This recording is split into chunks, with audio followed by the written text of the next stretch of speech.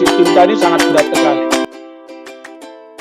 Jadi saya sangat berat kalau di restrak, Pak. Jadi saya pengennya itu ya Bang ya melu mandek ngsurane kan gitu.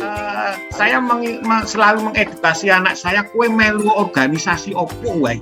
Sing penting bermanfaat, itu jaringan database bisnis. Semakin banyak database, semakin luar biasa. Maka kalau kita bisnis harus punya aplikasi keuangan, di mana di situ ada juga database masuk langsung nomor HP dan lain-lainnya, itu bisa potensial menjadi reseller potensial. Di follow up. Saya kira itu Mas Bambang dan teman-teman sama-sama kita retail juga ya. Terima kasih. Baik, terima kasih Pak Joko ini. Pak Joko ini luar biasa seperti Pak Farid. Ya. Artinya begini, Pak Farid dengan usianya dan Pak Joko dengan usianya itu, dengan teman-teman sebayanya itu upgrade IT-nya istimewa dalam hal ini ya. Nah, ini mungkin menjadi motivasi buat kita, terutama yang lebih muda seperti saya, Mas Hami, Mas Ade, juga yang muda-muda yang lain ini ya, harus memang belajar dengan siapapun, belajar dari sebuah kondisi, belajar tidak hanya membaca dari textbook, tetapi juga belajar dengan senior-senior kita, juga junior-junior kita, belajar dari kesalahan. Kami tidak menutup kemungkinan kalau seperti ini terus diperpanjang seperti ini, ya Allahu alam, tinggal nunggu piye karepe kan gitu. Jadi memang di tempat kami itu banyak pengangguran, sampai dari pegawai gaya obat nganti dari tukang batu, nganti tukang laden, nganti semuanya penting iso dikaryake, iso dapur ngebul. Makanya alhamdulillah otak kita harus berpikir strategi apa yang kita jalani. Yang strateginya strategi bertahan hidup.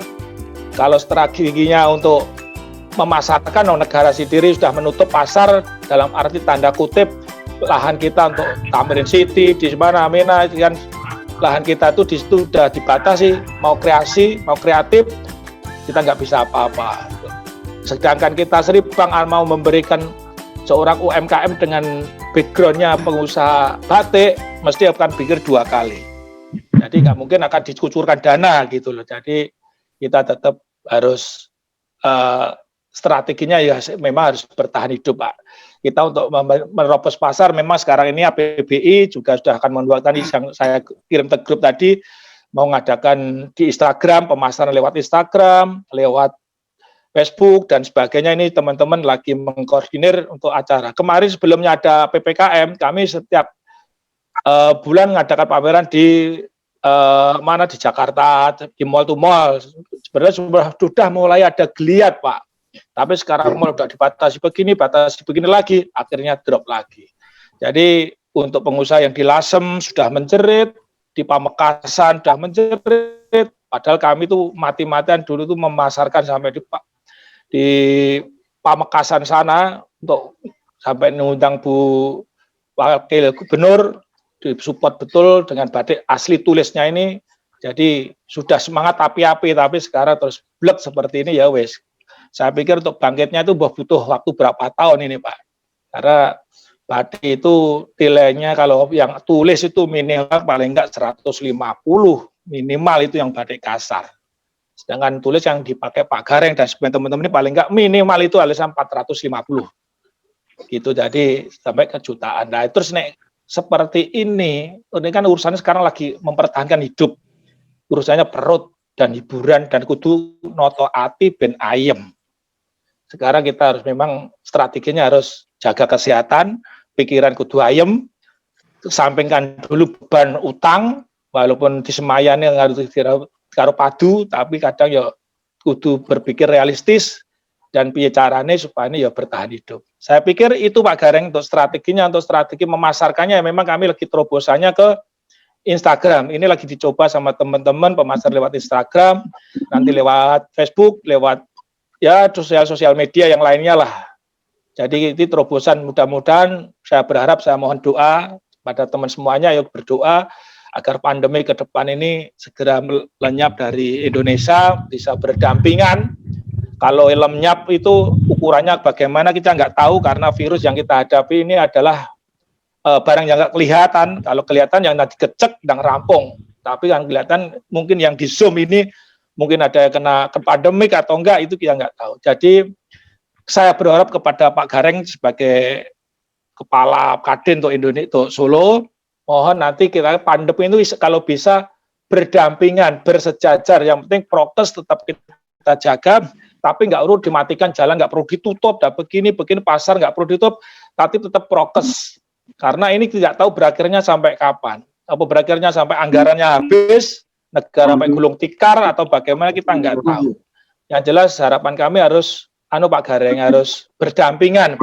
Seperti luar negeri itu dianggap sudah sebagai virus biasa, tapi kita tidak perlu takut. Kalau takut mesti bahaya lagi. Ya oke, yang penting prokes, jaga kesehatan, jaga ya 5M itu yang kita perlu jalankan. Saya pikir gitu, tidak perlu saya panjang lebar karena nanti teman-teman yang akan memberikan tanya jawab atau mungkin ketok tular apa input, saling memberi masukan. Demikian Pak Gage, Pak Bambang, Pak Gareng, semuanya terima kasih atas waktu yang diberikan. Kurang lebihnya mohon maaf. Akhirus salam. Wassalamualaikum warahmatullahi wabarakatuh. Salam.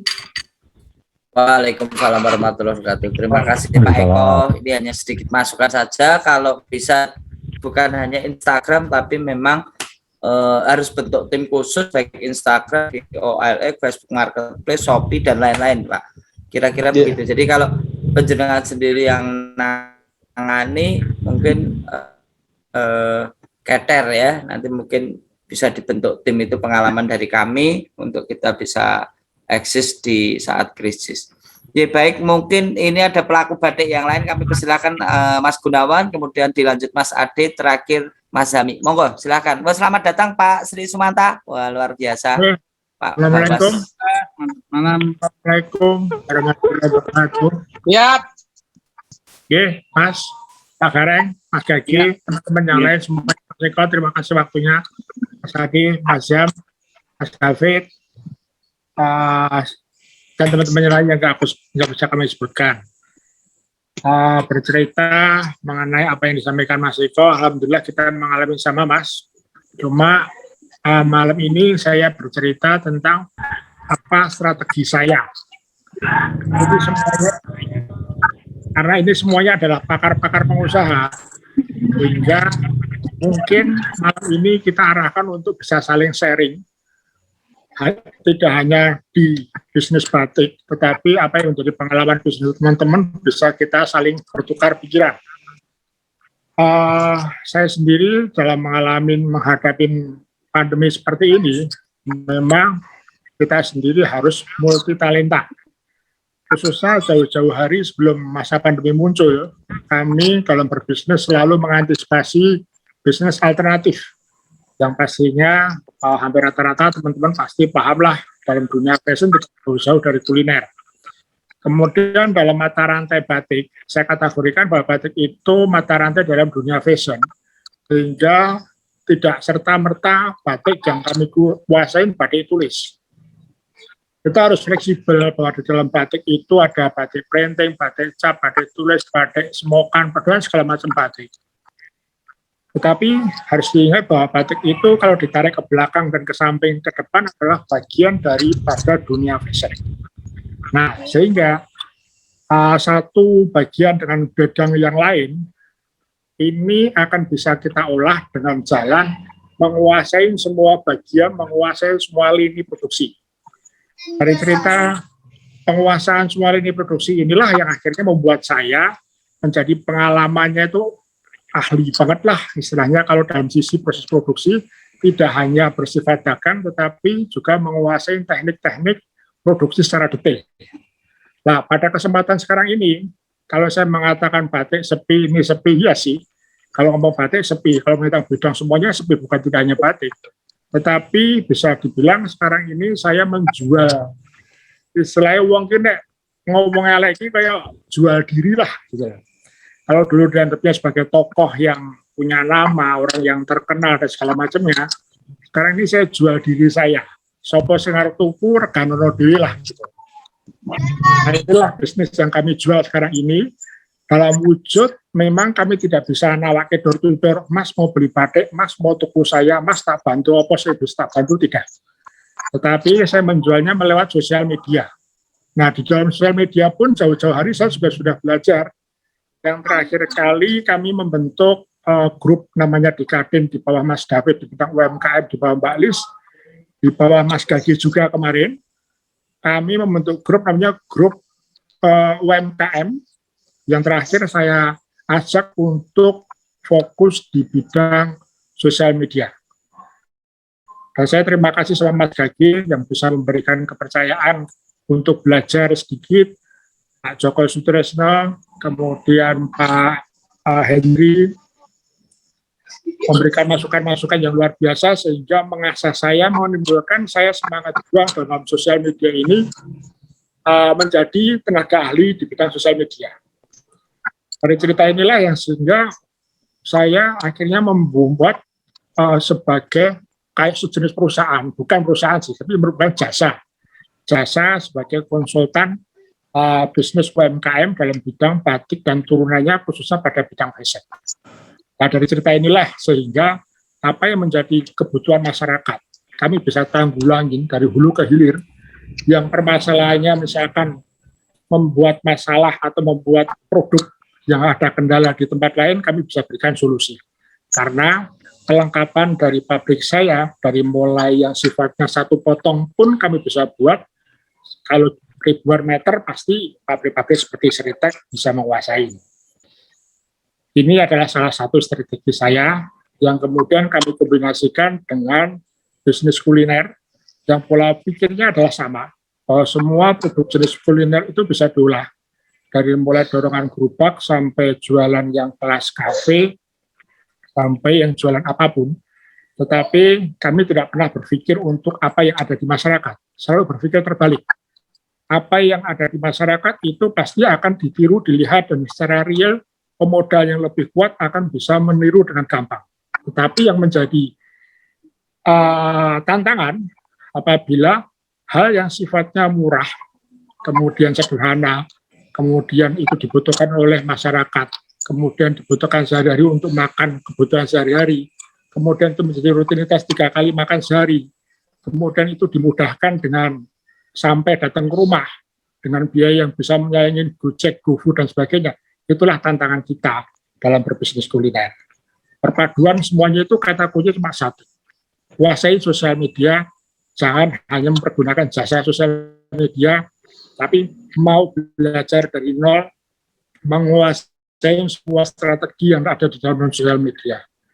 Kunci sukses di zaman pandemi sekarang ini, kami tidak bicara batik, karena bicara batik, mau strateginya kayak apapun, kalau pasar mati seperti yang dikatakan Pak Eko, tetap kosong.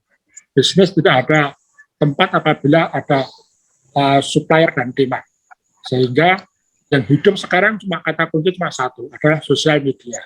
Dengan menguasai sosial media, maka apapun yang kita jual, apapun yang ada di sekeliling kita, apapun yang ada dalam diri saya, termasuk diri jenengan yang sebetulnya pakar-pakar ahli bisnis semua, mempunyai pengalaman secara teknis, mempunyai pengalaman secara produksi, dan mempunyai pengalaman secara sistem, dan yang paling utama adalah teman-teman Kadin ini mempunyai jaringan yang sangat luar biasa, yang sangat tidak pernah dikuasai oleh orang-orang teman para UMKM atau kelas mikro di bawah kita.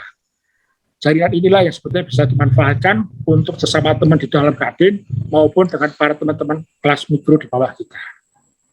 Demikian informasi dari saya dan pengalaman dari saya. Terima kasih. Monggo nanti kalau mau ditanya jawab, saya siap menjawab. Baik, terima kasih Pak Gunawan Apri. Semangat motivasinya luar biasa. Ini bisa menjadi inspirasi buat kawan-kawan yang lain. Ini ada Mas Ade, silakan Mas Ade. Ini Mas Ade, Mas Hami, Mas Yani. Ini kan para pemain kain. Kami persilahkan, monggo Mas Ade Roma dulu. Assalamualaikum warahmatullahi wabarakatuh.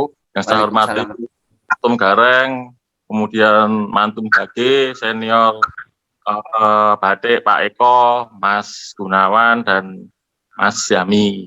Mungkin apa yang disampaikan oleh Mas Eko tadi sebenarnya sudah mewakili juga yang disampaikan oleh Mas Gunawan. Cuma alhamdulillah meskipun saya pribadi kan tidak main besar seperti Pak Eko dan Mas Gunawan. Saya juga punya strategi sendiri, karena bisnis saya pun kan, kalau kayak Pak Eko, kayak Mas Gunawan Apri kan batik nggak laku masih bisa hidup dari kuliner. Nah, kalau saya kan cuma batik. Ya meskipun sepi-sepi gini, alhamdulillah saya juga masih dapat kerjaan, tapi kan saya menggunakan sistem yang the power of networking. Jadi saya sering antara Instagram yang saya pakai dengan yang saya pasang di status handphone itu malah banyak yang komen di status handphone, karena di kontak-kontak kita kan ada teman-teman dari HIPMI, Kadin, kemudian KNPI dan yang lain-lain.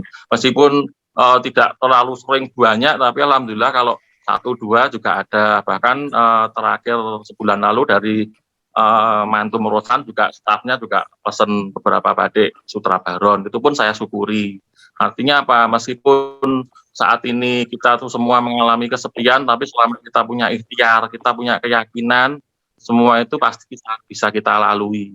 Apalagi kalau saya melihat kayak teman-teman yang lain, usahanya kayak Pak Eko tadi masih bisa berjalan karena ada kafe, Mas Gunawan Apri ada apa namanya tadi, juga ada kafe lah. Kalau saya kan hanya menggantungkan dari batik.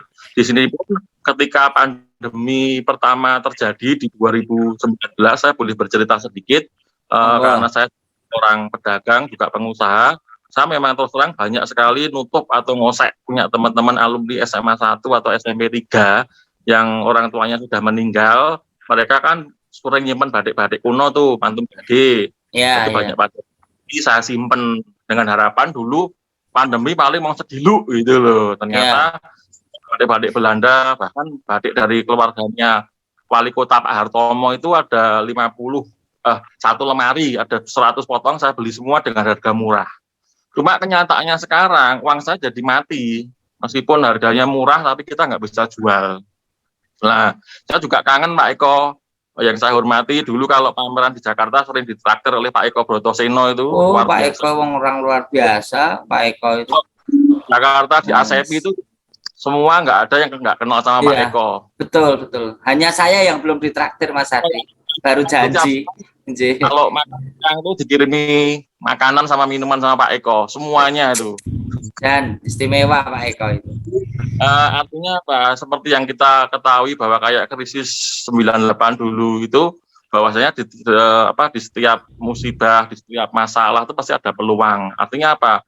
Dalam kondisi seperti ini pun yang kayak saya pengusaha batik yang bisa saya lakukan ya tetap harus survive. Artinya apa?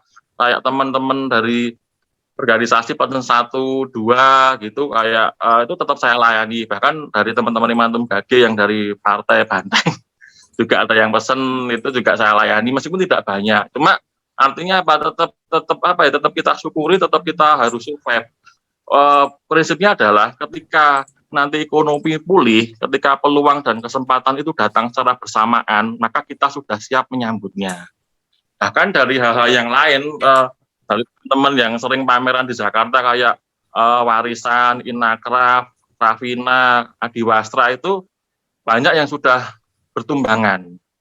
Bertumbangan artinya di kondisi seperti ini, bagi yang usaha batik itu masih bisa survive, masih bisa bertahan, masih bisa, itu sudah hal yang sangat-sangat luar biasa. Karena seperti yang saya ketahui sendiri, terus terang jujur aja saya juga banyak borong punya teman-teman yang di Kauman, bahkan ada yang di Lawean, bahkan di Jogja. Kalau datang itu, kalau saya boleh sebut, biasanya ada namanya mercon bantingan. Kalau dalam pengusaha batik itu tiap hari Jumat Sabtu itu ada mercon bantingan yang datang ke saya, terus ini di tuku murah, itu biasanya saya beli. Nah, ternyata waktu dengan pandemi seperti ini saya tetap bersyukur, rapopo lah. Tapi cuma saya tetap yakin bahwasanya kita bicara kayak saham tren, ketika turun pasti suatu saat akan ada naiknya. Nah, yang harus kita pikirkan sekarang adalah bagaimana yang harus kita lakukan untuk bertahan hidup itu. Ya salah satunya tadi bisa mungkin ada aset apa yang harus dijual untuk menghidupi karyawan.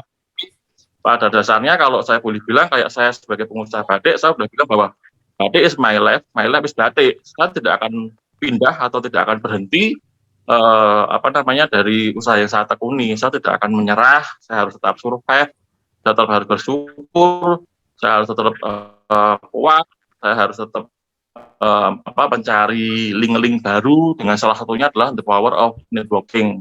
dalam hal ini networking yang saya selama ini bekerja sama dengan saya, kalau saya boleh cerita Mas Yagi, karena ada teman-teman di MI itu, di NPI itu yang bicara banyak batik ke kita. Saya sistemnya adalah konsinyasi tempo 1 bulan.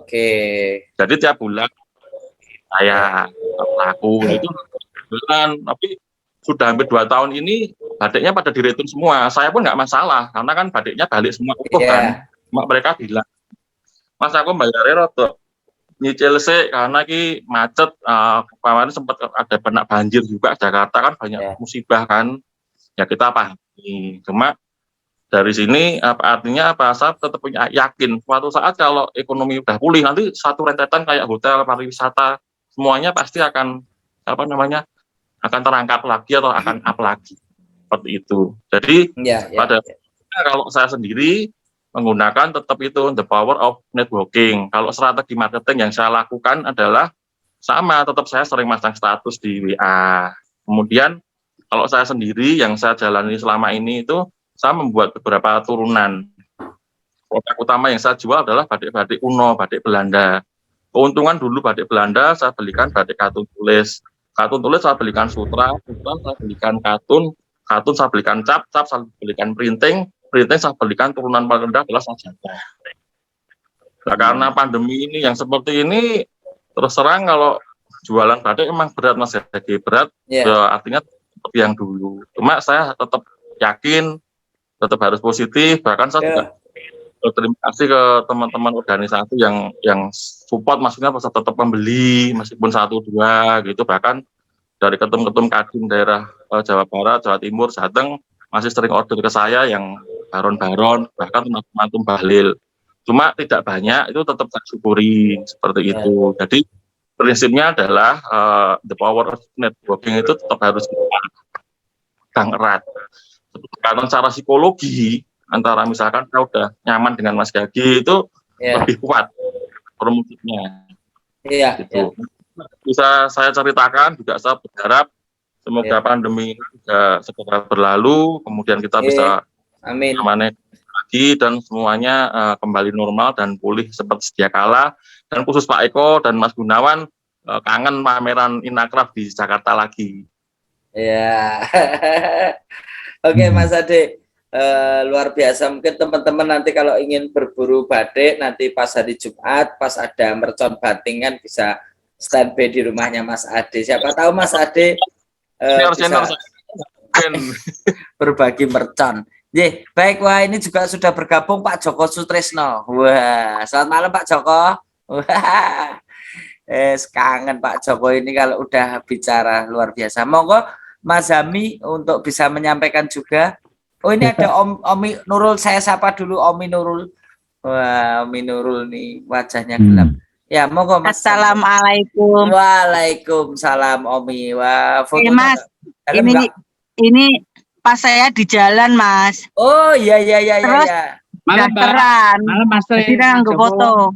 Oh iya. Dasteran. Oh dasteran. Yang apa-apa. Penting aku ikut dengerin teman-teman lagi curhat dan lain-lain. Dasteran apa-apa Mbak? Loh Mas Farid itu semangat pokoknya. Itu justru yang dinanti Mas Farid itu dasterannya. Nanti kalau sampai rumah ya. Ya. Mas Farid tapi tetap konsisten dasteran. Baik, silakan Mas Zami. Ya, Mas Bambang monitor. Ya, monitor Mas Zami, silakan. Ya, artinya tes dulu suara saya, itu apa tidak itu maksud saya. Ya, wah iso-iso kaya Pak Rudi lho brengose. Ya, terima kasih atas waktu yang diberikan saya. Sebelumnya selamat malam Pak Ketua, Pak Gareng, Mas Bambang Gagi. Mas Bambang Gagi ini juga pengusaha batik, punya batik baliho. Ya, batik baliho yang di beberapa tempat yang dibuat Mas Bambang Gagi. Kemudian Mas siapa saja ini ya bisa saya sebutkan. Kemudian teman-teman senior-senior saya, Mas Gunawan, Pak Eko, Mas Adi Rumah, ini adalah seorang pemain-pemain batik. Seperti tadi yang disampaikan teman-teman perbatikan, ya, Pak Gunawan, Pak Mas Adi Roma, ini banyak sekali kendala ketika kondisi saat ini sebenarnya tidak sekedar hanya pengusaha batik yang kena imbas daripada wabah COVID-19. Banyak perusahaan-perusahaan termasuk salah satunya perhotelan, kemudian perkantoran, seperti lembaga saya, ada beberapa usaha saya juga terkena imbas. Lembaga pelatihan pendidikan yang harusnya bisa mengirim ke Jepang saat ini tidak bisa, ditutup dulu. Ke Korea juga demikian, baru belajar saja tidak boleh.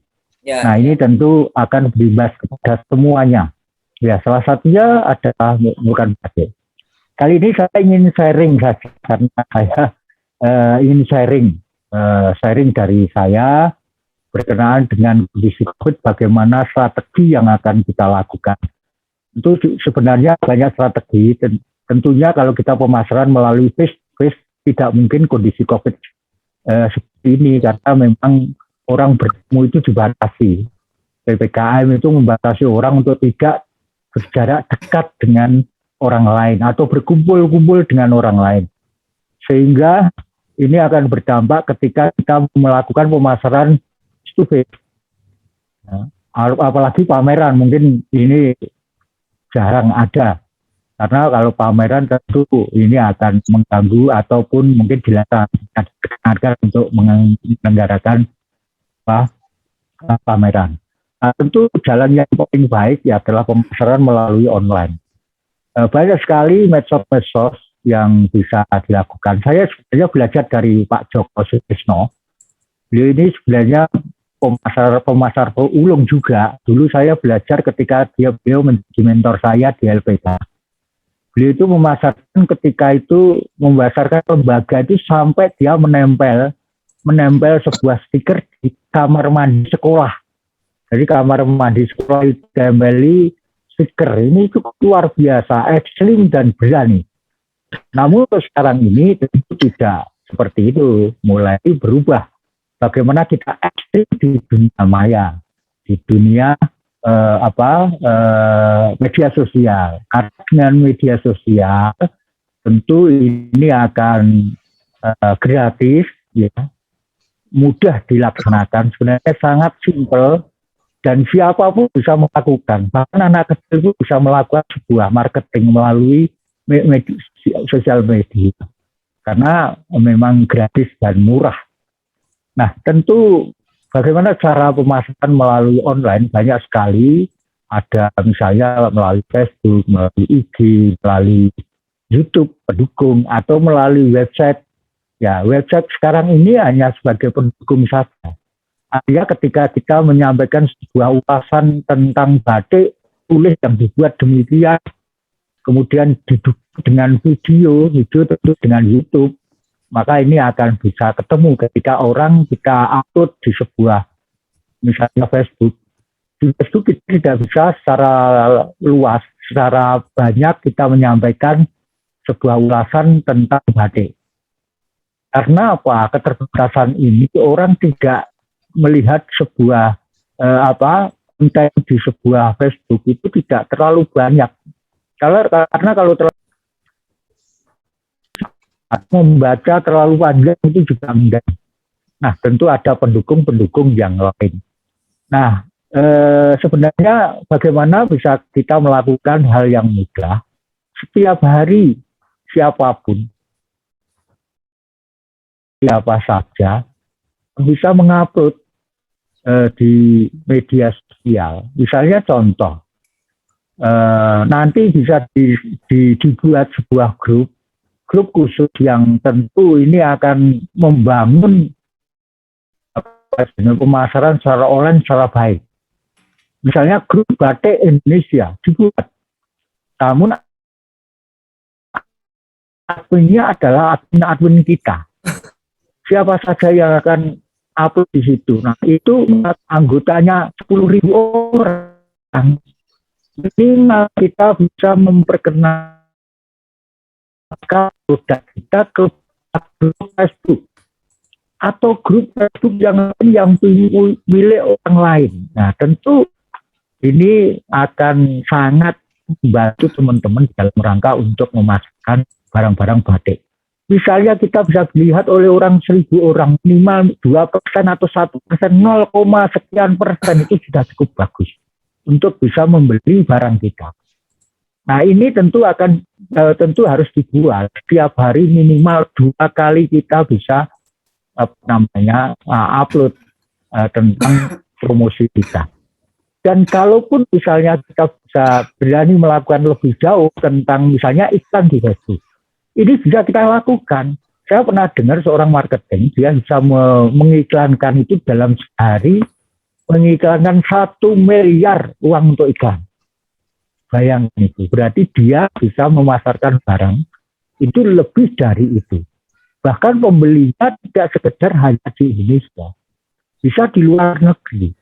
Tidak terbatas di media sosial, itu tidak terbatas. Siapapun bisa melihat, bisa membeli secara langsung. Cuman masalahnya sekarang, bagaimana teman-teman melakukan ini dengan cara yang sangat simpel dan mudah menggunakan HP. Ya, bisa misalnya kita membuat sebuah konten tentang batik melalui YouTube misalnya. Ya, kita harus bisa menjadi orang YouTuber. Hal yang sederhana yang bisa kita tontonkan kepada khalayak di online. Saya pernah upload sebuah tentang batik, printing mesin membuat batik. Itu penontonnya sampai sekarang kalau nggak salah sudah hampir 20.000 lebih itu ditonton dengan menggunakan akun batik. Nah ini tentu akan menambah atau memberikan sebuah kepercayaan kepada usaha kita. Ini teman-teman bagaimana nanti kalau bisa kita ketemu khususnya untuk batik, bagaimana kita mengangkat batik ini dengan cara di grup-grup media sosial, dan ini betul-betul dilakukan. Jangan sampai nanti justru dengan itu kita bersaing, tapi bersinergi antara usaha satu batik dengan teman yang lain itu bersinergi. Bagaimana cara mendukung kemudian menguatkan. Bagaimana ketika orang bertanya kemudian wah ini bagus, ini bagaimana kita olah supaya orang itu lebih percaya kepada produk batik dari Solo. Ini akan lebih baik. Jadi kita mainkan. Tentu memang pernah saya lakukan, ada banyak orang yang istilahnya sekarang haters, dia menyerang. Misalnya seperti saya dulu punya batik dan namakan Sultan Batik, itu saya diserang dari Jogja. Rasa dirinya orang Jogja atau mungkin orang karena batik Sultan itu berkenaan bersinggungan dengan Keraton Yogyakarta mungkin itu, jadi ini menjadi sebuah orang menyerang saya untuk itu. Nah kemudian di dalam online itu kita juga harus sesuaikan dengan kantong para online. Bisa harganya bisa 100.000, ada yang 200.000. Kalau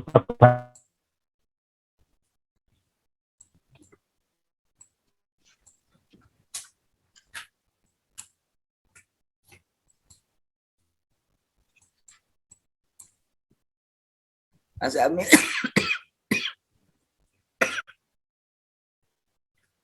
Mas Hami, nggak ada suaranya Mas Hami.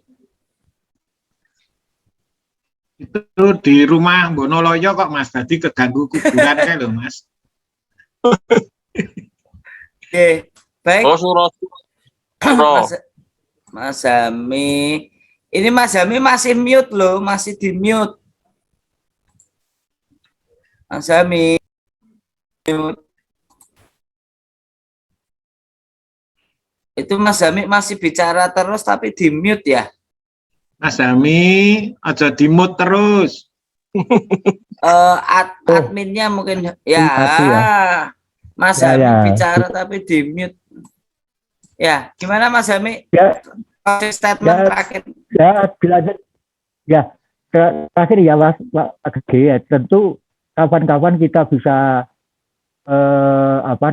kita ketemu para pengusaha batik untuk mungkin di asosiasi batik bisa dilakukan bagaimana supaya antara pengusaha batik itu jangan sampai justru bersaing tapi bersinergi di dalam online. Oke. Mungkin itu bisa masukan Pak Gunawan. Terima kasih. Ya. Assalamualaikum warahmatullahi wabarakatuh. Waalaikumsalam warahmatullahi wabarakatuh. Terima kasih Mas Hami. Intinya bersinergi dan berkolaborasi ya Mas Hami ya. Oke, baik. Di sini juga hadir Pak siapa ini? Ya. Pak Yani ya. Pak Yani ini juara pameran nih. Monggo Pak Pak Yani, monggo silakan Pak Yani, ini gimana ini kondisi pameran, apakah masih berjalan seperti yang diharapkan? Monggo. Matur nuwun Pak Bambang, Yeah. Pak Gareng, Pak Ketua, dan Bapak-Bapak semuanya. Terima kasih diberi kesempatan. Sebetulnya 2 minggu lalu saya sudah diberi kesempatan Pak Bambang Gage. Okay. Ini diberi kesempatan lagi. Terima kasih Pak David, Pak Gunawan, dan senior-senior yang di Batik terutama. Kebetulan saya itu alternatif dari Batik gitu, betul. Karena Batik di Solo kan sudah luar biasa. Pak Adi, Pak Gunawan, Pak Eko apalagi. Untuk fashion lukis ini seperti juga bisnis yang lain, memang kalau kita mau bilang sepi, tapi seperti tadi teman-teman bilang, kita harus punya strategi lain yang membuat kita terus obah dan tetap bakoh gitu, Mas Bambang Gage. Jadi untuk terus obah dan tetap bakoh ini seperti yang lainnya, kebetulan sama-sama mungkin bapak-bapak dan teman-teman semuanya punya jaringan yang luar biasa di Kadin ini. Kami juga mau memanfaatkan jaringan-jaringan terutama yang di Jakarta dan di Semarang gitu, sehingga produk kita tidak mandek. Kami memang tidak berhenti, setiap hari masih produksi di Semang di sana, bisa rawuh kalau setiap hari kita masih produksi dan masih bisa ubah sedikit gitu Mas Bambang dengan market di jauh sana gitu. Artinya di Jakarta dan luar lah gitu, lewat media sosial juga promonya. Gitu Mas Bambang. Ya.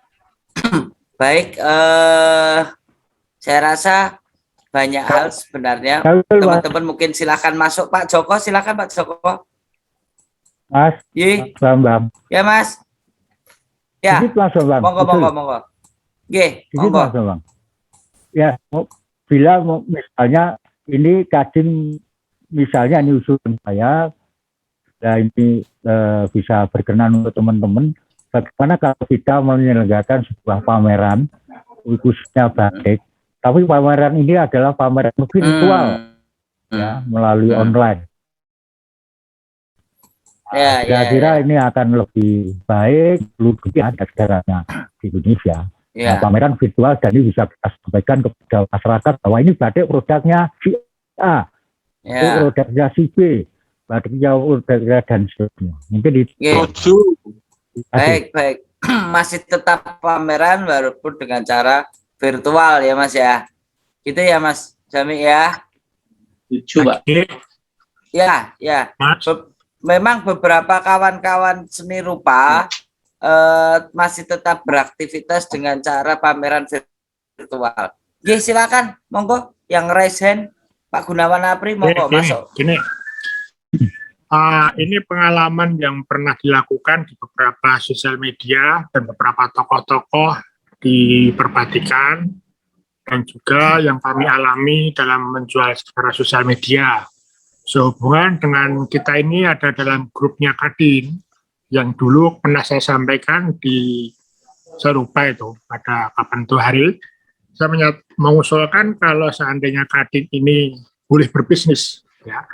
Tetapi masalahnya ada peraturan Kadin tidak boleh berbisnis dalam mencari keuntungan, itu pertama. Yang kedua, sebetulnya saya tidak mengatakan kalau Kadin itu mau berbisnis, tetapi Kadin mengayomi para anggota dan masyarakat khususnya pada asosiasi-asosiasi yang lain, bahwa Kadin ini kan bapak angkatnya asosiasi gitu. Sehingga di tokoh Kadin tadi saya ceritakan bahwa tokoh-tokoh Kadin ini adalah pengusaha-pengusaha mapan kelas atas, istilahnya kumpulannya bos-bos Solo gitu. Kita ini kalau sama pengrajin, sama pengusaha batik, pameran, terus harus tuku sopo, nah pameran ketemu peserta gitu.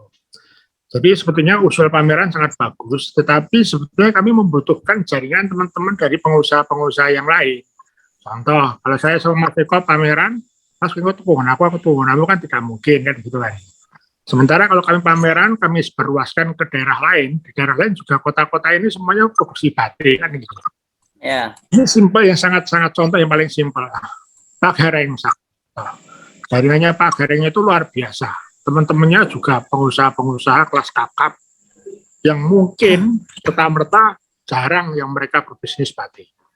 Seandainya Pak Gareng ini dijadikan artis ikon di endorse, jadi live show pada live-nya pameran Kadin, kemudian Pak Gareng ini bisa memasukkan teman-temannya pengusaha-pengusaha kontraktornya di dalam acara itu, menyaksikan batik-batik kita yang ada di Kadin. Tidak hanya batik, mungkin sembako kalau perlu, oleh-oleh kalau perlu. Saya yakin sangat laris sekali pembeli-pembeli teman-temannya Pak Gareng. Ini baru satu Pak Gareng. Di belakangnya Pak Gareng masih banyak Pak Gareng yang lain. Jadi Kota Solo ini bisa di-endorse untuk live show seperti itu, Mas. Iya. Nah, monggo aja wujudnya nanti teknis seperti apa. Saya yakin Pak David pasti bisa menatakan seperti itu. Monggo, terima kasih. Baik, terima kasih. Intinya membuat pameran di mana halo?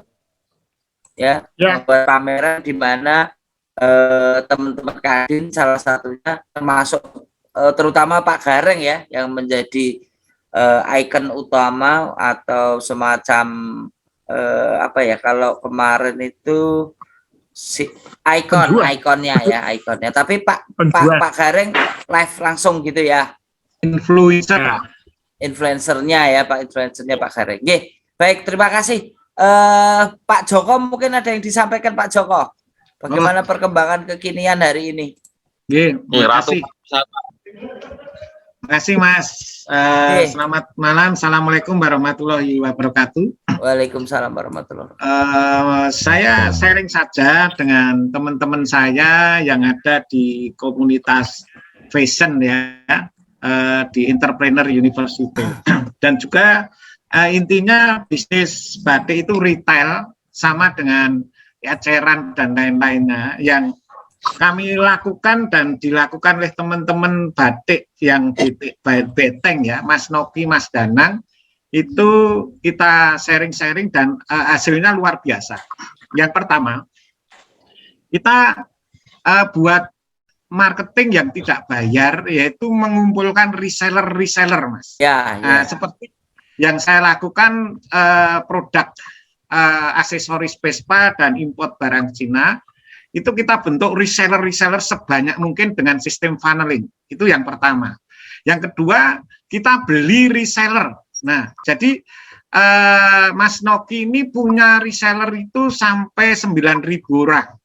Nah, setelah saya tanya, Mas, kamu kok bisa, ini ada yang jual Pak, orang Beteng, di Beteng ada yang namanya Mas, ini saya nomornya ada juga. Reseller batik di seluruh Indonesia bahkan luar negeri. Nah, ini kalau kita retail itu resell itu sama dengan marketing yang nggak membayar, gratis ya. Kita selalu menawarkan produk-produk baru dan yang saya lakukan sekarang juga seperti itu. Saya cari di internet ya barang-barang yang kira-kira mereka bisa menjual produk saya di komunitas aksesoris Vespa. Kemudian barang-barang Cina. Nah, ini yang saya lakukan sama dengan komunitas yang di Mas Noki dan Mas Danang tadi. Itu yang pertama. Jadi perbanyak reseller itu akan luar biasa. Marketing yang nggak membayar dan mereka bekerja luar biasa. Sistem yang kedua yaitu aplikasi affiliate. Ini affiliate itu ternyata pengaruhnya luar biasa kami praktekkan ya. Kita beli di aplikasi affiliate itu semi reseller. Nah, di situ istilahnya hampir sama multi level, tetapi hanya kaki bawah satu. Nah, contohnya nanti bisa download di aplikasi affiliate yang kita lakukan seperti itu. Contohnya begini, beli batik 5 ya, saudara baru dapat 1 poin. Nah, kalau ngajak reseller orang lain, saudara akan dapat 10% langsung masuk ke rekening. Nah, nanti orang yang kedua itu nyari orang lain sudah nggak masuk ke kita lagi. Jadi yang kedua saja yang masuk. Nah, itu sistem sudah ada di situ, sistem affiliate. Nah, anak-anak muda sekarang memanfaatkan affiliate ini luar biasa dalam bisnis retail, ya, termasuk anak-anak saya ini pakai affiliate itu. Nah, batik yang dilakukan oleh Mas Danang, Mas Novi, memakai dengan sistem affiliate itu dasar luar biasa, ya. Jadi dia mengajak orang itu dapat juga 15%, kemudian dapat lagi cari orang hampir seperti multi level. Nanti bisa di-download di situ affiliate system, ya. Itu luar biasa ternyata, dan yang teman-teman lakukan, kita sering sharing seperti ini. Saya sangat senang sekali Mas Bambang yang menyelenggarakan ini. Saya bisa belajar dari Mas Yami, dari Mas Ade dan lain-lainnya, ya. Jadi mereka bisa nembus sukses itu caranya piye, outputnya piye, yang lebih penting outcome-nya, ya. Outputnya detailkan nih, properti ini tambah-tambah, outcome-nya keliru, ya, karena nggak tahu hasilnya kemana. Nah, itu yang jelas. Yang berikutnya adalah kita memperhatikan yang namanya sistem advocate others, ya, mengadvokasi orang lain. Dan itu di customer page itu kan ada awareness, appeal, ask, act, and advocate others. Nah, untuk advocate others atau mengadvokasi orang lain, sistem marketing sekarang tidak hanya berharap pembeli itu balik, itu enggak, ya, tapi berharap pembeli itu menceritakan orang lain untuk balik. Nah, menceritakan orang itu kalau ada di situ di luar ekspektasi. Nah, di luar ekspektasi. Nah, bagaimana menciptakan di luar ekspektasi itu? Tentu memakai beberapa teknik, ya. Ada yang sering saya lakukan, hadiah atau UPS, ya, Ultimate Advantage, Powerful Promise, dan Special Offer. Special Offer itu diskon, hadiah, bonus, back to back, ya, beli 5 aksesoris Vespa, gratis oli, ya, gratis cuci mobil, dan lain-lainnya. Nah, ini merupakan hal yang harus kita lakukan terus, dan kita ikuti tren sekarang, Mas.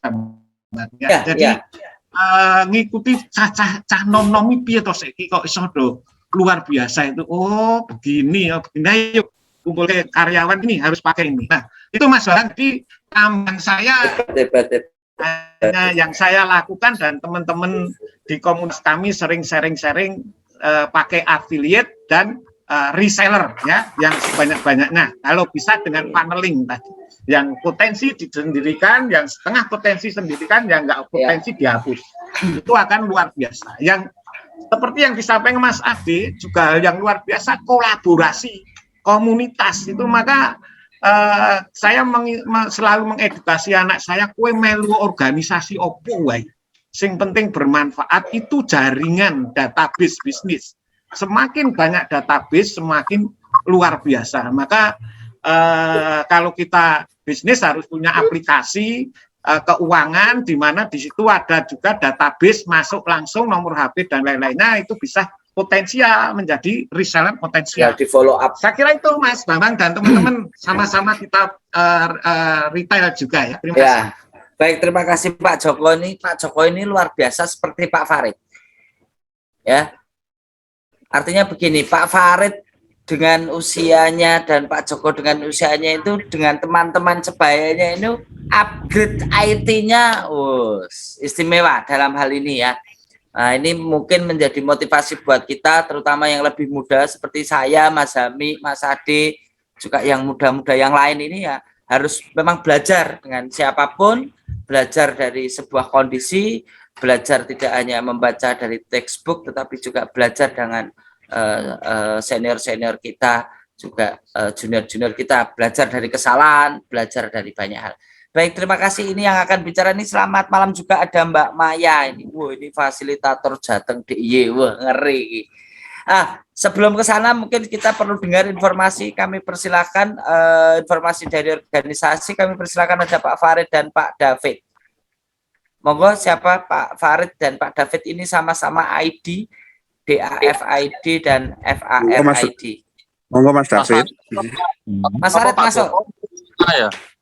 Gimana Mas? Pak Joko gimana? Joko yang jajar umurnya podo ya Mas Oh Farid. iya sama, tapi Pak Joko putih, pilih putih. Pak Farid tidak ada putihnya. Monggo Pak Farid silahkan masuk Pak Farid. Monggo Mas David mawon. Nggih. Ya, Mas David bisa disampaikan informasi beberapa ini. Monggo Mas. Soalnya saya satu ruangan dengan Pak Gareng ini. Oh iya siap. Selamat malam Mas. Oke, apa suara saya bisa didengar? Sangat bisa didengar Pak David. Assalamualaikum warahmatullahi wabarakatuh. Waalaikumsalam Pak Presiden, monggo silahkan Pak Presiden. Ini bukan mau pengumuman perpanjangan PPKM loh Mas. Ujur ju. Atau nuan, Mas Farid senene ngelempar kayak gitu. Oke, jadi saya nyambung sedikit tadi yang dilontarkan teman-teman tentang ini Mas Gage, tentang pameran virtual. Ini ke depan mungkin akan menjadi sebuah tren. Tapi dari pengamatan saya selama ini yang teman-teman dari berbagai macam sektor yang melakukan virtual exhibition, pameran virtual, itu belum ada yang berhasil. Tidak seefektif kalau pameran itu dilakukan secara offline seperti yang biasanya yang dalam situasi normal. Lah, ini kalau kita bisa mencari sebuah format sing kaya apa to sebetulnya pameran virtual yang betul-betul efektif, ini jangkauannya sebetulnya lebih luas daripada kita membuat pameran offline seperti biasanya. Karena memang seperti dilakukan teman-teman, kalau kita menggunakan online pasti bidikannya seluruh dunia, tidak batas borderless ya. Nah, kemarin juga teman-teman di Mebel yang biasanya membuat pameran offline kayak Ivina, Jivina, kemudian IFEC, ini mencoba melakukan pameran virtual juga online, tapi ya hasilnya itu apa itu? Ya nggak se-efektif itu. Nah, cuman yang bisa dilakukan sebetulnya kalau kita bisa di dalam pameran virtual itu mengundang potensial buyer. Seperti tadi juga disampaikan contoh misalnya kayak Pak Gareng dengan jaringannya dan teman-temannya networkingnya lah, ini yang di-hire, di-invite, sehingga yang masuk, yang bergabung di dalam virtual exhibition itu betul-betul potensial buyer. Nah, ini akan lebih pas daripada kita hanya virtual yang di-share ke publik secara umum. Sehingga pameran yang virtual itu betul-betul mentes. Jadi misalnya pameran batik, misalnya katakanlah, ya potensial buyer batik, mungkin juga tokoh-tokoh influencer yang dimaksudkan Pak Joko, yang bisa mempengaruhi orang dalam motif pembeliannya. Nah, ini yang harus diundang. Nah, ini kita perlu membuat trial, uji coba pameran yang kita selenggarakan ya, misalnya Kadin Solo gitu, bikin virtual, tapi betul-betul kita siapkan potensial bayarnya, jangan hanya virtual kemudian invite orang atau dipublish dan nanti yang ngelihat itu ya cuma nengok, nggak tertarik. Tapi kalau potensial buyer yang sesuai dengan misalnya orang batik ya, pameran batik ya, yang diundang potensial buyer untuk batik. Kalau apa namanya craft atau mungkin furniture, ya orang-orang furniture yang punya ketertarikan besar di dalam apa namanya bidangnya. Nah, ini akan lebih hasilnya akan lebih kelihatan. Apalagi mungkin prospek pasarnya yang sekarang ini orang-orang yang ada di luar yang sudah mulai memasuki era new normal itu potensi demand-nya cukup besar. Nah, ini yang mungkin perlu dilakukan. Tapi kalau nasional mungkin kayaknya dalam situasi PPKM seperti ini, seperti yang disampaikan teman-teman, yang dialami oleh teman-teman hampir sama. Ini mungkin tentang virtual, nanti kita coba lakukan. Mungkin kalau bisa sih dalam Solo Great Sale ini ada pameran yang bisa dilakukan secara virtual, kita coba gitu. Tapi yang betul-betul tadi apa namanya menyasar, membidik pada sebuah target yang pas. Itu mungkin yang nyambung dengan teman-teman yang lain tadi yang tentang virtual exhibition. Nah, untuk kegiatan Solo Great Sale ini apa namanya seperti yang sudah disinggung Pak Ketua tadi, bahwa kita sudah melakukan beberapa apa namanya koordinasi, kemudian juga seperti misalnya katakanlah mengerucut kepada bagaimana mendapatkan hadiahnya. Ini mobil, kemudian nanti rumah, ini sudah akan melangkah kepada bentuk pamerannya seperti apa nanti, sehingga itu bisa menghasilkan pameran hadiah. Kemudian yang lebih kita tekankan nanti sebetulnya di dalam Solo Great Sale 2021 nanti aplikasi, karena ini betul-betul sangat diharapkan implementasinya di era pandemik ini. Minimal itu menjadi sebuah alternatif kedua atau alternatif B atau plan B kalau apa namanya kegiatan-kegiatan yang mungkin sifatnya offline belum bisa diselenggarakan. Nah, ini tentunya peran aplikasi pengembangan Solo Sale ke depan sangat diharapkan punya peranan yang cukup besar. Nah, ini yang harus segera dikerucutkan. Nanti mohon dukungan teman-teman ini untuk segera apa namanya menindaklanjuti dari aplikasi Sokor. Nanti kan bisa dimanfaatkan dengan menggandeng beberapa marketplace, Shopee dan lain sebagainya. Nah, betul-betul trade dalam pengertian apa namanya transaksi online nanti yang betul-betul ini diharapkan menjadi tulang punggung di dalam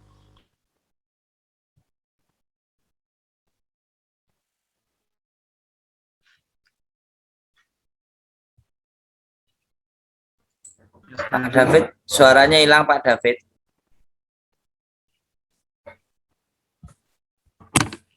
Pak David, suaranya hilang.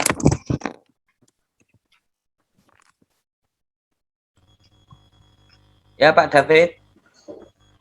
Wah, sorry, jaringannya nih Mas Gagi. Oh, oke. Monggo, halo? Pak David. Ya, halo, masuk sudah. Halo? Ya, halo. Ya monggo dilanjut. Ini koneksinya kayaknya kurang bagus, pedot. Oh, oke. Ya, baik. Mas Bambang. Iya, Bapak. Terus ya, nanti. Saya akan cerita pengalaman seminggu yang lalu untuk semacam pameran bisnis matching ya.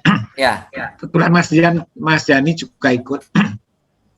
Tapi kelemahannya kita bisnis matching kemarin adalah produknya terlalu banyak. Padahal yang datang itu 10 duta besar di beberapa negara beserta buyer-buyernya ya.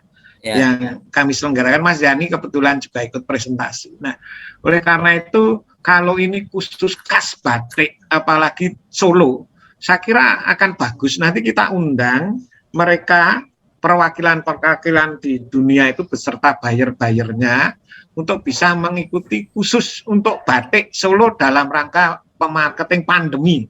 Kata pandemi disertakan biar pejabat-pejabat juga ikut care terhadap perhatian UMKM tentang batik ini, Mas. Nah, itu sebenarnya banyak yang tertarik ya, tapi karena banyak produk variannya luar biasa sehingga bingung. Ki jati se, opo kuliner se, opo se. Nah, ini kalau batik itu luar biasa, Mas. Makanya saya kira kalau nanti kita betul-betul pakai profesional di dalam penyelenggaraan Zoom ya, tidak hanya Zoom seperti ini, tapi biar nggak putus internetnya ya, biar suaranya bagus, itu kan yang profesional, sehingga seperti kemarin sangat efektif sebenarnya ya. Nah, oleh karena itu kalau ini diangkat, nanti kita undang teman-teman yang punya pengaruh ya, seperti Pak Gareng ya, dan juga influencer-influencer yang lain untuk masuk menawarkan, monggo-monggo ini batik ini, dia yang kita tolong Pak Gareng untuk presentasi misalnya ya, batik yang ini nanti gantian siapa, Pak Rudi, tolong Pak ini ya, misalnya influencer itu kan sangat berpengaruh sekali, apalagi temanya khusus batik kata Solo ya, dalam hal ini punya edit value Mas Gibran dan Pak Jokowinya, mungkin dicoba aja Mas, nggak begitu banyak anggarannya, hanya khusus Zoom meeting aja ya, dengan profesional Zoom meeting. Saya kira itu Mas Bambang, terima kasih. Baik, terima kasih masukannya. Memang kalau pameran virtual itu memang rasanya beda gitu, seperti yang disampaikan Pak David. Orang itu memang kudu ndelok, kudu ndemok. Nanti ndelok nek ora ndemok itu ya ora mantep, kira-kira begitu. Biasanya kalau pameran offline itu ya mesti ya nyekel-nyekel gitu, bisa tanya langsung, bisa tanya kapasitas produksi dan lain sebagainya. Ini juga sudah masuk Pak Alfa. Pak Bila ini juga pemain batik, kebetulan juga dulu juga pameran di China, saya satu kamar dengan beliau. Nah ini kalau mandi itu saya disuruh keluar Pak. Aduh, Pak Alfa kalau mandi saya disuruh keluar, takut nanti kalau kordennya saya buka. Juga selamat malam Pak Alfa. Assalamualaikum. Sahrukan. Sahrukan. Ini juga Pak Budianto, ini tampak lebih muda kelihatan. Wah, monggo Pak Alfa, silakan Pak Alfa. Oh lanjut, ya ini ampun, saya masuknya agak terlambat, bang, tadi ada acara double. Terus saya baru tahu kalau ini ada acara apa namanya?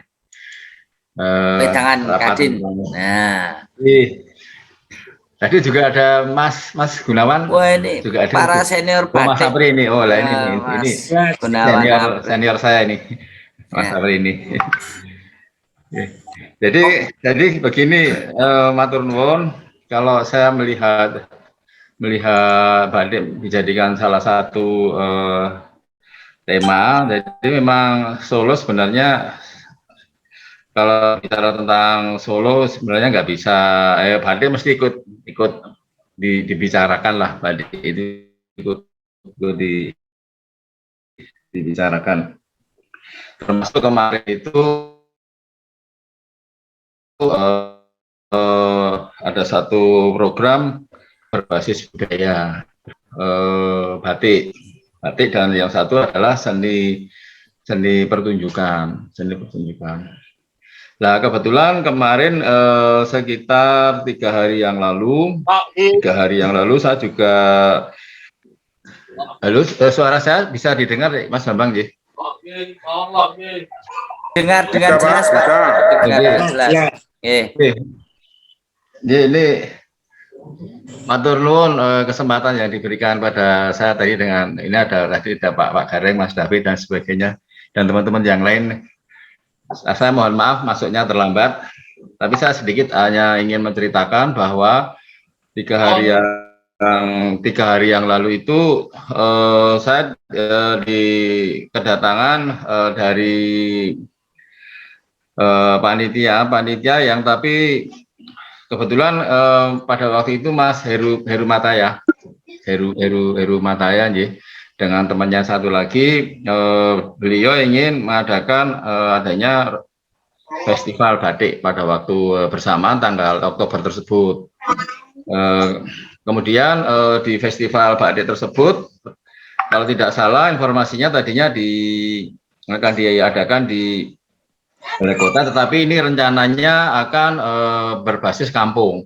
Jadi nanti akan mengangkat kampung-kampung. Jadi festival batiknya itu berbasis kampung sehingga nanti akan menyatu dengan kampung-kampung yang ada di Solo ini, yang khususnya untuk yang masalah batik itu mulai dari sampai ke aktivitas-aktivitasnya sampai ke dan sebagainya, baik secara offline tapi memang lebih banyak ke virtual.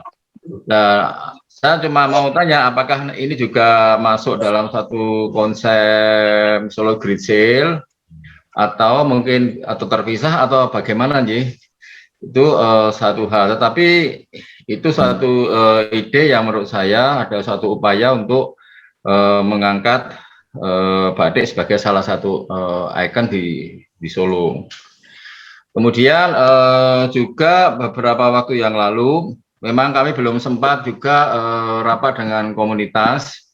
Itu ada tawaran dari BI itu BI Bank Indonesia. Bank Indonesia Solo, kami diminta hadir pada waktu itu, diminta hadir untuk apa yang bisa BI BI itu ingin berperan serta dalam arti begini, untuk ikut melestarikan batik, melestarikan batik dan mengembangkan batik dari berbagai macam sudut, termasuk promosi dan sebagainya. Tapi memang ada satu hal bahwa bagaimana untuk mengangkat salah satu prioritasnya adalah batik untuk kaum milenial. Batik untuk kaum milenial. Nah, ini yang menurut saya yang perlu untuk digarisbawahi. Kemudian yang ketiga, kami juga dihubungi dari Asosiasi Klaster Indonesia. Asosiasi Klaster Indonesia ini kebetulan yang tergabung di Asosiasi Klaster Indonesia itu adalah ada beberapa klaster-klaster batik, dan pada waktu itu mengadakan suatu seperti seminar seperti ini. Kemudian juga mengerucut juga salah satu fokus yang untuk digarisbawahi untuk dikembangkan adalah batik untuk kaum milenial. Jadi ini kok banyak cenderungan seperti itu. Terus ada lagi, kebetulan kalau kami di perguruan tinggi itu kami diajak kerjasama dengan beberapa perguruan tinggi, termasuk yang kemarin itu yang mengajak adalah yang satu dari Satya Wacana, dua dari BINUS, kemudian satu dari Semarang, itu saya lupa, tetapi ada tiga juga university dari luar, dua dari Jerman, satu dari Belanda. Kemudian juga ada komunitas seperti komunitas fashion ya, jadi ada komunitas fashion, ada komunitas batik dan sebagainya, itu ada sekitar 6 klaster. Kemudian juga ada klaster yang juga dari Belanda pada waktu itu. Jadi ini masuk dalam konsep namanya, kalau di perguruan tinggi ada konsep kedai reka, dan itu di situ juga fokusnya itu adalah batik untuk kaum milenial. Jadi kok dari beberapa studi kasus ini kok mengerucutnya kok agak sama. Nah ini mohon untuk bisa mungkin tidak untuk kemudian bisa ada satu gagasan ke arah tersebut. Mungkin seperti itu dulu Mas Gagi, kesempatan yang diberikan pada saya. Baik, terima kasih. Batik Putra Mahkota adalah salah satu hasil dari kemilenialan ya. Jadi polanya sudah nggak terlalu ke motif-motif, tetapi ini bahasanya apa Pak? Bukan tradisional, tetapi jadi batik itu kontemporer. Batik itu ada motif tradisional sama kontemporer. Wah ini Mas Adi ini, Mas Adi ini klasik ya. Mas Adi, Baik, Bapak Ibu semua, ini juga hadir Pak Budianto. Ini bagaimana ini kondisi mall, Pak Budi? Selamat malam Pak Budi. Pak Budi, Mbak Maya, Pak Budi. Gimana teman-teman batik jadwal pamerannya di mall? Apakah ini harus reschedule Pak Budi? Malam Pak Budi. Budi baru tahlilan Mas. Oh kita lihat sudah pakai peci, saya kan Pak Budi kok hitam sekarang ya rambutnya. Baik Bapak Ibu semuanya, ini adalah sarana kita untuk berbagi cerita, berbagi pengalaman, berbagi ide, inspirasi. Selamat malam Pak Budi. Wah, ini masih di kantor apa Mas sudah di rumah Pak Budi? Masih di mute Pak Budi. Pak Budi masih di mute. Mic-nya merah, masih merah. Kok malah hilang gambar. Pakai HP aja lu, Mas. Salah pencet nih, salah pencet. Salah pegang mic. Ya Pak Budi, mic-nya masih. Ya. Wah, mantap. Monggo Pak Budi, ada cerita apa ini di perpanjangan ini Pak Budi? Saya ini tadi juga mendengarkan sedikit mengenai batik ya Pak ya. Ya. Saya sebenarnya bisa mendukung juga dengan misalkan membuat satu fashion show yang memang menghadirkan mungkin ada peragawati-peragawati yang punya nama, kemudian didukung dengan para pengusaha batik di Solo. Itu sebenarnya menarik sekali Pak. Ya. Nah, seperti yang lalu saya pernah kerjasama dengan Batik Keris. Ya. Di situ mengadakan fashion show, saya fasilitasi tempatnya. Diam Mbak Budi. Dari Batik Keris juga mengeluarkan produk-produknya dan juga peragawatinya semua. Nah, kemudian nanti ada sponsor lain yang ada sumbangan-sumbangan yang mungkin kepada pendidikan atau sumbangan ke apa, itu nanti bisa kita kemas juga, Pak.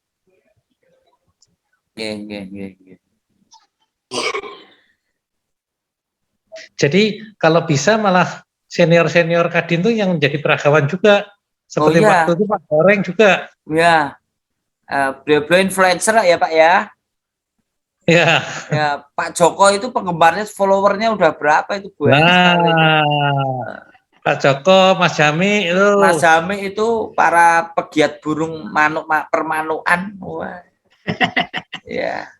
Pak Farid apalagi nih, wah anak-anak muda milenial ini followernya. Ya Pak. Manuk kokeh Mas. Ya. Sekalian pembukaan Solo Great Sale atau Pak Budi? Nah, monggo nanti bisa dikemas.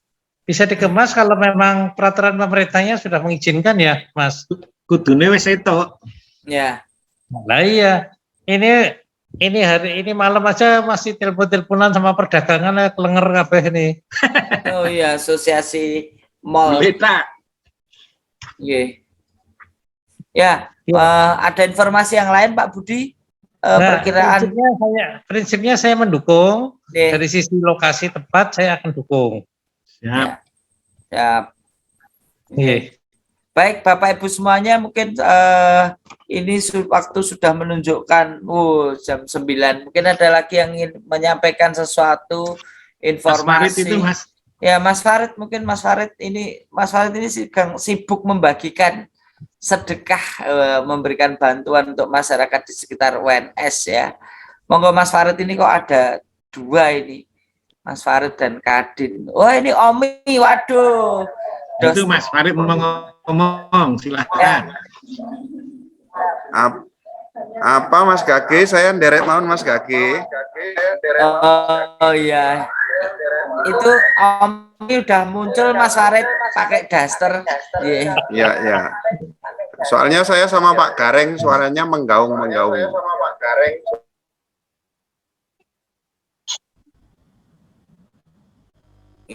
Omi ada yang diceritakan apa Omi?